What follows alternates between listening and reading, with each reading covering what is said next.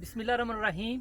आज हम जिस मौजू पे बात करने जा रहे हैं वो मौजू है कि ये जो पिछली कुछ क्रॉप्स गुजरी हैं, जैसे सबसे पहले मकई थी। मकई ने फार्मर को बहुत ज़्यादा लॉस पहुंचाया। उसके बाद गंदम आ गई, गंदम का रेट नहीं बन पाया, फिर अगेन लॉस हुआ। उसके बाद लोगों की जो उम्मीद थी, ज़िम्मेदारों की जो उम्मीद थी वो हाइब्रिड राइस के ऊपर थी, कोर्स वैरायटीज़ के ऊपर थी। लेकिन उन्होंने क्या किया कि उस टाइम पे ये जो बारिशें अभी एक माह से तकरीबन स्पेल स्टार्ट है, उससे पहले जो दर्जा हरारत था वो इंतहाई ज़्यादा था, बल्कि कुछ इलाकों में 50 डिग्री सेंटीग्रेड तक भी कई दिन तक रहा है। वो जो एरिया था, वो जो दौरानिया था, उस दौरानिए के दरमियान में इतना ज़्यादा टेम्परेचर हाई था कि जो पॉलिनेशन हो रही थी, जो दान के अंदर पॉलिनेशन थी, वो सारी की सारी डिस्टर्ब हो गई। उसके अंदर दाना नहीं बन पाया, वो अगेन लॉस हुआ।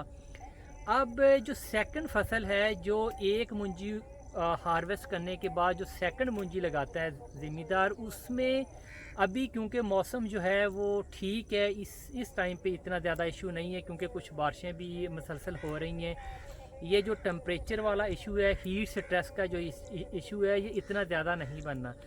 और इसके अलावा अगर हम बाकी थ्रेड की बात करें तो आपको पता है, जैसे धान के अंदर स्टेम बोरर है या लीफ फोल्डर है, ये तो सारी रूटीन की चीज़ें हैं। लेकिन इस साल जो सबसे बड़ा थ्रेट है वो है बीएलबी का। आप इस फील्ड के अंदर देख सकते हो कि पूरे के पूरे फील्ड को बीएलबी ने इम्पेक्ट किया हुआ है, जिसको लोकली मुँह सड़ी भी कहते हैं। और जो इसकी जो जलसाव है, जरासीमी जलसाव, इसको जरासीमी जलसाव भी बोलते हैं। वैसे इसको बैक्टीरियल लीफ ब्लाइट बोलते हैं। इस टाइम पे जो सबसे बड़ा इशू है, क्योंकि ये जो टेम्परेचर है, मौसम है, ये बहुत ही साजगार है बीएलबी के लिए।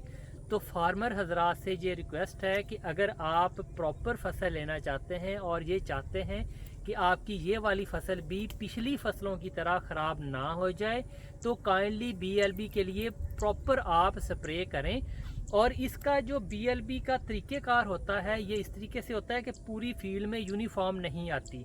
ये क्या करती है, किसी एक पैच के अंदर आएगी, किसी एक टुकड़े के अंदर आएगी। उस टुकड़े को जैसे ही आप दूर से देखोगे तो ऐसे फील होगा जैसे कोई चीज़ फसल आपके ऊपर से जल गई है। जैसे ही ये वाली सिम्टम्स नज़र आना शुरू हों, आपने फ़ौरन इसका तदारक करना है, इसके लिए स्प्रे करनी है।